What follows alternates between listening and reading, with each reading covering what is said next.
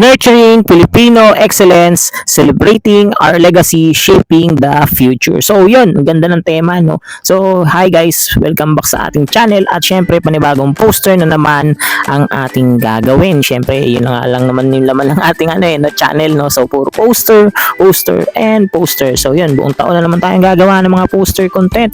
So by the way, ito nga palang poster nito ay commission pinagawa sa atin ng isa sa ating mga followers, no?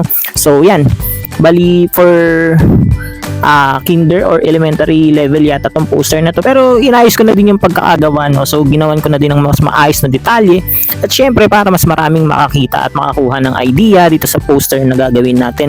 Actually hindi ko siya sana i-upload kaso nga gusto ni client o gusto nung nagpagawa ng video, no? Syempre medyo mahirap din mag video, sobrang tagal lalo na kapag i-edit mo pa, no? Pero dito continuously videos lang naman, no.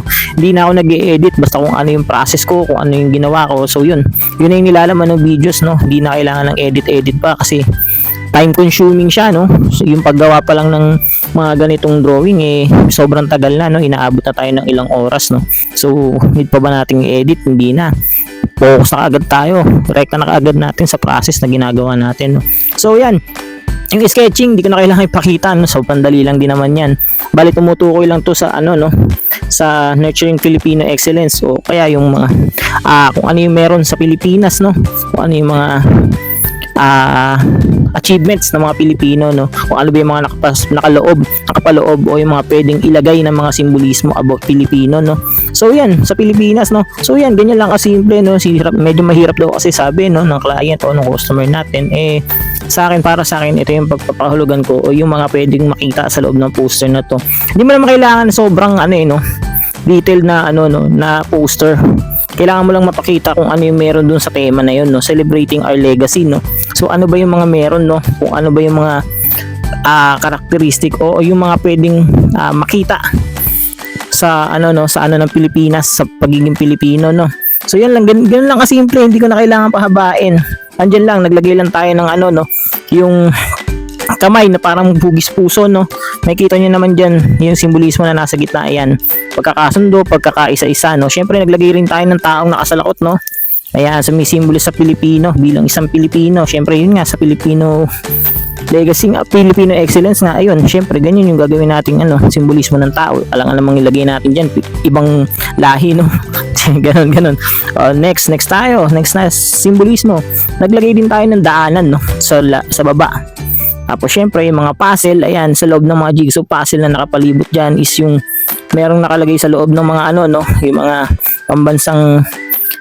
pambansang tutas, dahon, ayan, yung kalabaw, yung sampagita, tapos yung mga bakya, ayan, syempre makikita rin natin doon sa may gilid, no, meron yung bangka, no, syempre yung ginamit na transportasyon noon.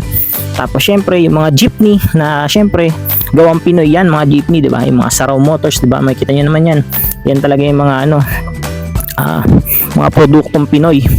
Tapos ayan, yung mga naglagay din ako ng mga trophies, ayan, nga, di ba? Filipino Excellence nga, di ba? Tapos yun nga, naglagay din ako nung 3 stars sinasan, no? 3 stars sinasan. Yan, Pilipinas, no? Hindi na ako naglagay ng bandila, hindi na ako naglagay ng bandera kasi alam ko kasi talaga bawal na gumamit ng bandila o ng kahit anong Filipino flag as dito sa loob ng poster. Di ko lang din sure kung bawal talaga, pero syempre para makaiwas na rin sa mga sa mga bad comments, yun. Hindi na ako naglagay. Syempre, lagyan na lang din natin yung 3 stars and asan na lang, no? Na sumisimbolo sa Pilipinas, no? Ayan. Tapos, ayan, yung mga activities, mga sports. Sa mga nakilala yung mga Pilipino, di ba? Sa mga sports, yan, kadalasan, sobrang lakas ng mga Pinoy, sobrang athletic ng mga Pinoy, di ba? Parang hinubog yung mga katawan ng Pinoy bilang para maging mga atleta, no, di ba? Sa mga basketball, ayan, di ba?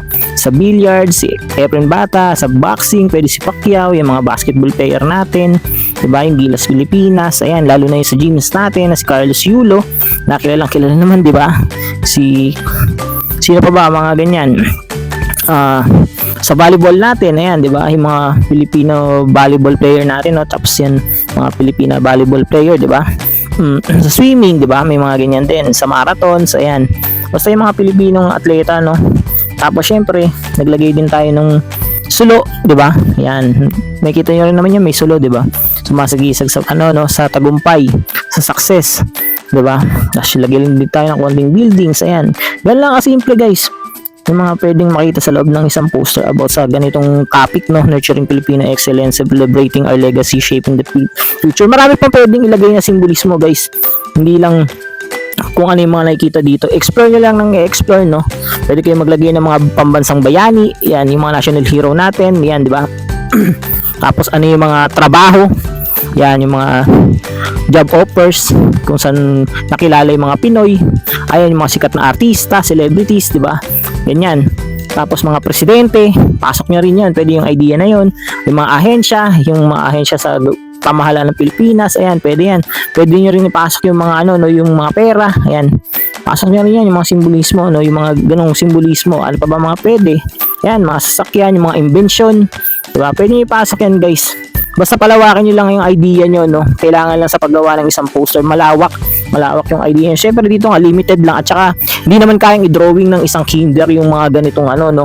Mga ganito, lalo na yung mga muka, diba? Kaya yan, ganyan lang yung ginawa kong poster para sa kanya, no? Commission yan guys, commission. So kayo kung gusto niyo magpa-commission, hirapan kayong gumawa ng layout, ng ideas, mga pwedeng ipasok sa isang poster, PM nyo lang ako guys. Huwag kayong mahiya, PM lang ng PM.